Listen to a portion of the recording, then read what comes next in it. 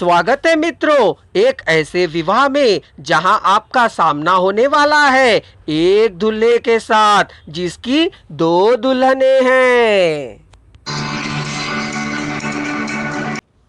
नथ उतरवाने वाले चमार आदमी की बनी रहती है सिंधु युवती, किसी दूसरे आदमी की ओर ताकती तक नहीं है। यहाँ तक कि सपने में भी किसी गैर को देखती नहीं है, किसी और के बारे में जानकारी भी प्राप्त करने की चेष्टा वह करती नहीं है।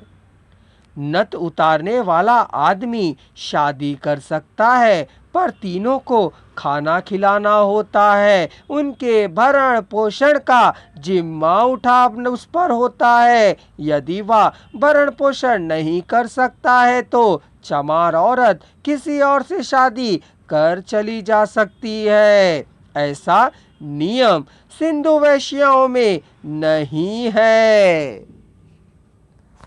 नथ उतारने के रस्म को करने वाले को जीवन पर्यंत भोजन खिलाना ही होता है।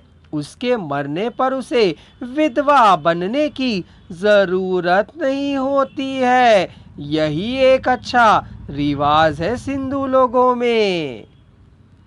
उसका भरण पोषण करना वह भार नहीं समझती है, उसको खिलाना ही होता है। वह नियम वैसा ही है, इसका कोई काट नहीं है।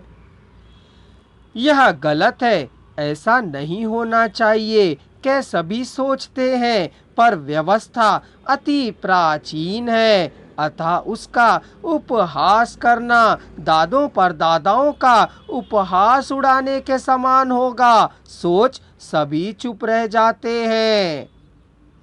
सिंधु वैश्याएं घर के नाम की, लड़के की नहीं, लड़कियां भी बनाए रख रही हैं।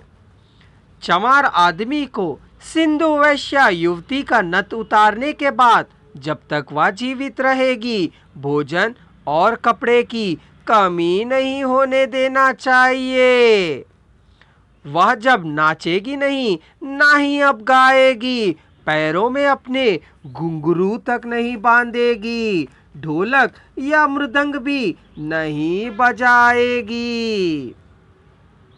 रवा का गाना नाचना देख और सुनने के बाद चिट्टड़ू चाहिए देगी, क्योंकि उनके घरों में लड़कियां कम ही पैदा होती हैं।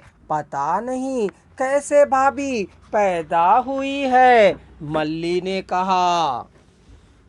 अभी भाभी लड़की को जानने पर भी उन दोनों की उम्र और जोड़ी फलनी चाहिए ना, कह सोचा। मल्ली के दिमाग में यह पता नहीं क्यों आया कि रवा की बेटी मुव्वा छोटे भाई की पत्नी ही है, उसके दामाद की पत्नी वह हो सकती है। मुव्वा मेरी बेटी ही है ना, चिट्टड़ू ने कहा। यह सब सुनकर मल्ली का मुंह फौरन बंद हो गया। उसने अपने गाल दबाए, दबा दबा कर हंसने लगी तो उसका मुंह और भी खूबसूरत लग रहा था। सही है रे चिट्टड़ा, कहा दीदी ने। यानी दीदी ने कुछ हद तक यह मान लिया था कि मुव्वा को पैदा होकर 3 साल हुए हैं। उन दोनों में उम्र का अंतर अधिक नहीं है, दोनों की जोड़ी भी ठीक बैठती है। रवा ने 2 साल बाद मुव्वा को स्कूल में दाखिल कराया था। पिछले साल दीदी के साथ छोटे भाई को भी स्कूल में भर्ती करवाया था। उस दिन अयवारू ने मुव्वा को स्कूल में दाखिल कराने के लिए कहा था। रवा बेटे को भी पढ़ा रही थी। दोनों के नामों के साथ चिट्टड़ू के घर का नाम जोड़ देने पर रवा का सुनहला भविष्य देखने जैसा लगा। उसी को बड़ी मांग करने में छिपा भविष्य उसे दिखाई दे रहा था।